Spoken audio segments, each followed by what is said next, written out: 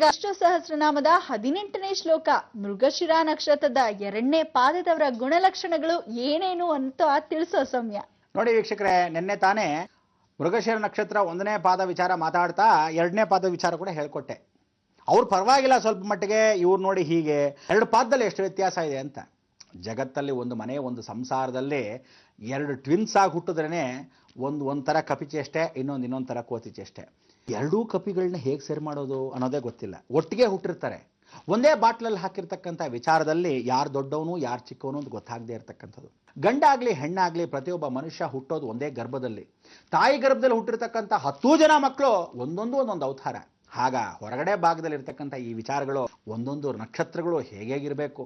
ಅದಕ್ಕೆ ಹೇಳೋದು, ದೇವರು ಬಹಳ ಬುದ್ಧಿವಂತ ಕಣ್ರಿ. ಮೊದಲು ಆ ಪರಮಾತ್ಮನ ಸ್ವಾಗತಿಸ್ಬಿಡೋಣ, ತದನಂತರ ಮಾತಾಡೋಣ. ಬನ್ನಿ ವೀಕ್ಷಕರೇ.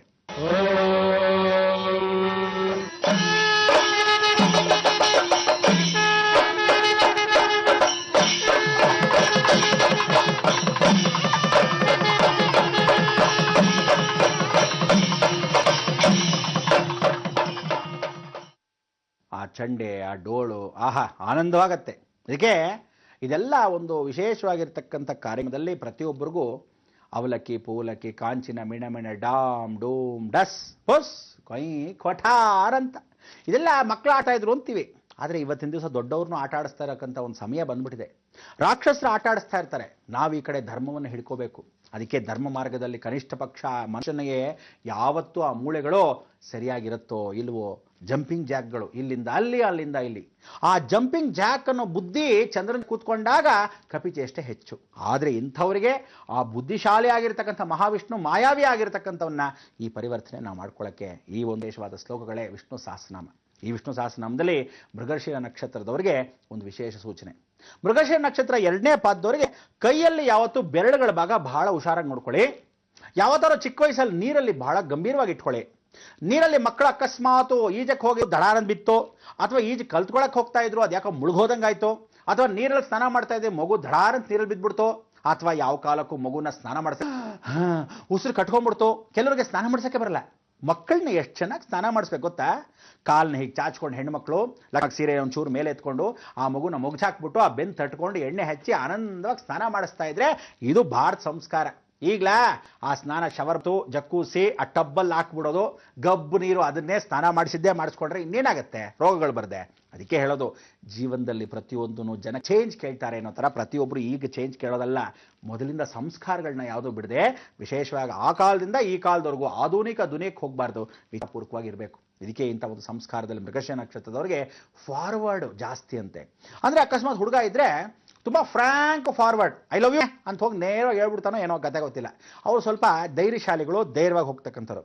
ಹುಡುಗಿರಾದ ಪಕ್ಷದಲ್ಲಿ ಹುಡುಗನ ಕೈ ಹಿಡ್ಕೊಂಡು ನೆಟ್ಟಕ್ಕೆ ಹೋಗೇ ಬಿಡ್ತಾರೇನೋ, ದೇವರಲ್ಲ ನೀನೇ ಇರಲಿ ಕಣ ನನಗೆ ಅಂತ ಹೇಳಕ್ಕೂ ಆಗಲ್ಲ. ಅಂದರೆ ಇವರಲ್ಲಿ ಏನು ಅಂದರೆ ಫಾರ್ವರ್ಡಿಟಿ ಅಂತಕ್ಕಂಥದ್ದಿದೆ, ಬುದ್ಧಿ ಗ್ಯಾರಂಟಿ ಇರಲ್ಲ. ಯಾತಕ್ಕೆ ಅಂದರೆ ತಪ್ಪು ದಾರಿಗಳನ್ನು ಹಿಡಿತಕ್ಕಂಥದ್ದು ಇರ್ತಾರೆ, ಹೆಜ್ಜೆ ಇಡ್ತಾರೆ ಮುಂದೆ. ಆದರೆ ಏನನ್ನ ಮಾಡ್ತಾ ಇದ್ದಾರೆ ತಪ್ಪು, ಎಲ್ಲಿ ತಪ್ಪು ಮಾಡ್ತಾ ಇದ್ದಾರೆ, ಎಲ್ಲದರಲ್ಲೂ ತಪ್ಪು ಮಾಡ್ಕೊಂಡು ಹೋಗ್ತಕ್ಕಂಥ ಮೃಗಶಿರ ನಕ್ಷತ್ರ.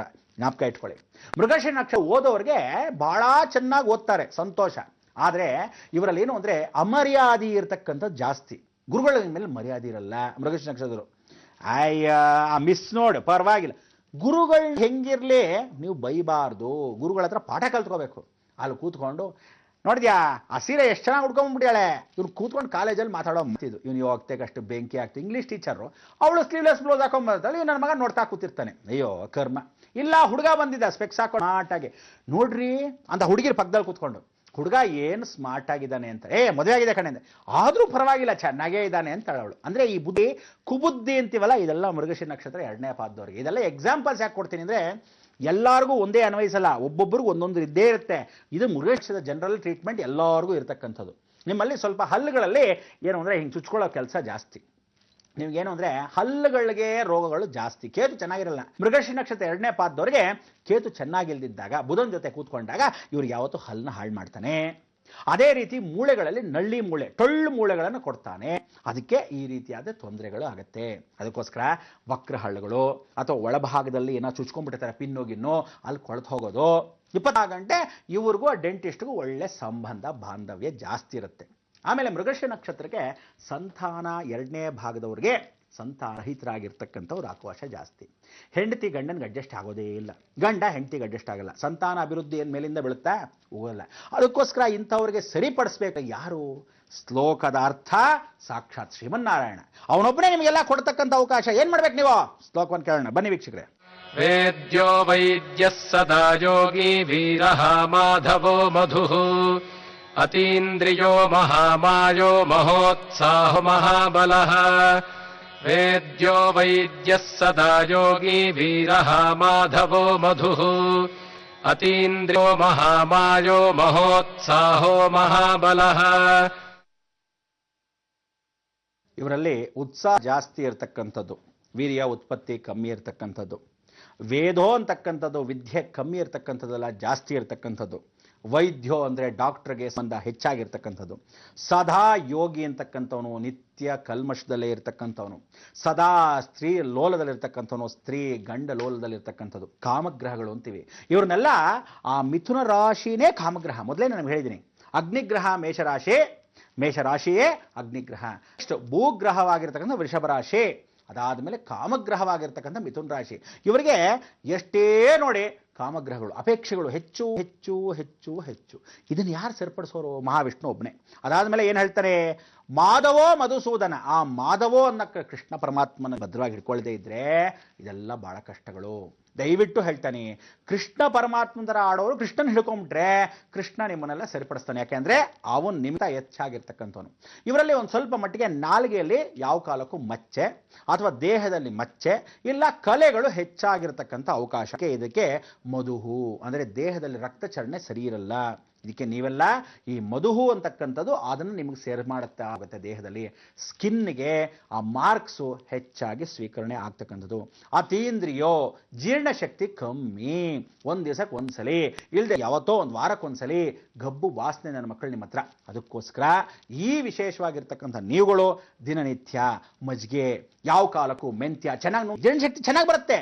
ರಾತ್ರಿ ಒಂದು ಗ್ಲಾಸ್ ಮೊಸರಿಗೆ, ಇಷ್ಟು ದೊಡ್ಡ ಗ್ಲಾಸ್ ಅಂತ ಇಟ್ಕೊಳ್ಳಿ, ಒಂದಿಷ್ಟುದ್ದ ಗ್ಲಾಸ್ ಅಲ್ಲ, ಇಷ್ಟುದ್ದ ಗ್ಲಾಸ್ಗೆ ಮೊಸರು ತುಂಬ ತುಂಬಿಸಿ 2 ಸ್ಪೂನ್ ಮೆಂತ್ಯ ಹಾಕ್ಕೊಳ್ಳಿ, ಲಗ್ನವಾಗಿ ನುಂಗಿ ದಿನಾರಾತ್ರಿ ತಗೊಂಡ್ರೆ ನಿಮ್ಗೆ ಯಾಕೆ ಮೋಷನ್ ಬರಲ್ಲ, ಯಾಕೆ ಕಾನ್ಸ್ಟಿಪೇಷನು, ಒದ್ದಾಡ್ತೀರ ಮುಕ್ಕೊಂಡು. ಅದಕ್ಕೆ ಅದೆಲ್ಲ ದೇಹದಲ್ಲಿ ಕೊಳ್ತಬಾರ್ದು. ಯಾವ ಪ್ರಕೃತಿ ಏನು ಹೇಳುತ್ತೆ? ಒಂದ್ಸಲಿ ಇಂಟೇಕ್, ನೆಕ್ಸ್ಟ್ ಡೇ ಔಟ್. ಅದಕ್ಕೋಸ್ಕರ ವಿಶೇಷವಾಗಿ ಇನ್ ಅಂಡ್ ಔಟ್ ಆಗ್ತಾ ಇದ್ರೇನೆ ದೇಹ ಚೆನ್ನಾಗಿರೋದು. ಇವತ್ತು ಆಕಳಿಸದೇ ಇದ್ರೆ ಅಂತ ಆಕಳಿಸ್ತಾ ಇದ್ರೆ ಲಿವರ್ ಚೆನ್ನಾಗಿ ವರ್ಕ್ ಮಾಡ್ತಿಲ್ಲ. ಅಕ್ಷಿ ಅಂದೇ ಇದ್ರೆ ಒಳಗಡೆ ಕಿಡ್ನಿ ವರ್ಕ್ ಮಾಡ್ತಾ ಇಲ್ಲ ಅನ್ನೋ ಅರ್ಥ. ದಿನ ಆಕಳಿಸ್ಬೇಕು, ಯಾವ ಕಾಲಕ್ಕೂ ಅಕ್ಷಿ ಅಂತ ಇರಬೇಕು. ದೇಹದ ಇದೆಲ್ಲ ಪ್ರಕೃತಿ ನಿಯಮ. ಇದೆಲ್ಲ ನಿಮಗೆ ಸ್ಪಷ್ಟವಾಗಿ ಬಿಚ್ಚಿಟ್ಟು ಹೇಳ್ತಕ್ಕಂಥವ್ನು ಏಕ ಬ್ರಹ್ಮಾಂಡ ಲೋಕದ ನಾನು ಒಬ್ಬನೇ. ಅದಕ್ಕೆ ಸರಿಪಡಿಸ್ಕೊಳ್ಳಿ. ಮಹಾಮಾಯೆ, ಮಹಾಮಾಯೆ ಆಗಿರ್ತಕ್ಕಂಥ ವಿಷ್ಣು ಏನು ಹೇಳ್ತಾನೆ? ಶುಕ್ರದೋಷದಲ್ಲಿರ್ತಕ್ಕಂಥವ್ರು ನೀವೇನು ಮಾಡಬೇಕು? ದುರ್ಗಾ ಪೂಜೆ ಭಾಳ ಚೆನ್ನಾಗಿ ಮಾಡ್ಬೇಕಂತೆ. ಅಂದರೆ ಹೆಣ್ಣಾಗಿ ವಿಷ್ಣು ಇದ್ದರೆ ಶುಕ್ರದೋಷದಲ್ಲಿದ್ದವ್ರಿಗೆ ಪೂಜೆ ಮಾಡಿ. ಈ ವಿಷ್ಣು ಸಹಸ್ರನಾಮ ನಿಮ್ಮನ್ನು ಕಾಪಾಡಿ ರಕ್ಷಣೆ ಮಾಡಲಿ. ಮೃಗಶಿರ ನಕ್ಷತ್ರದ ಇಷ್ಟ ಹೇಳಿರ್ತಕ್ಕಂಥ ಇಷ್ಟೂ ಸ್ಪಷ್ಟೀಕರಣವಾಗಿ ಸತ್ಯ.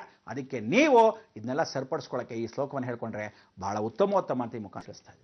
ಗುರುಜಿ, ಮೃಗಶಿರ ನಕ್ಷತ್ರದ 2ನೇ ಪಾದದವರ ಗುಣಲಕ್ಷಣಗಳು ಹೇಗಿರುತ್ತೆ? ಸ್ವಲ್ಪ ತಿದ್ಕೋಬೇಕು ಆದ್ರೂ ಒಳ್ಳೆಯವರು ಅಂತ ಹೇಳಿದ್ವಿ.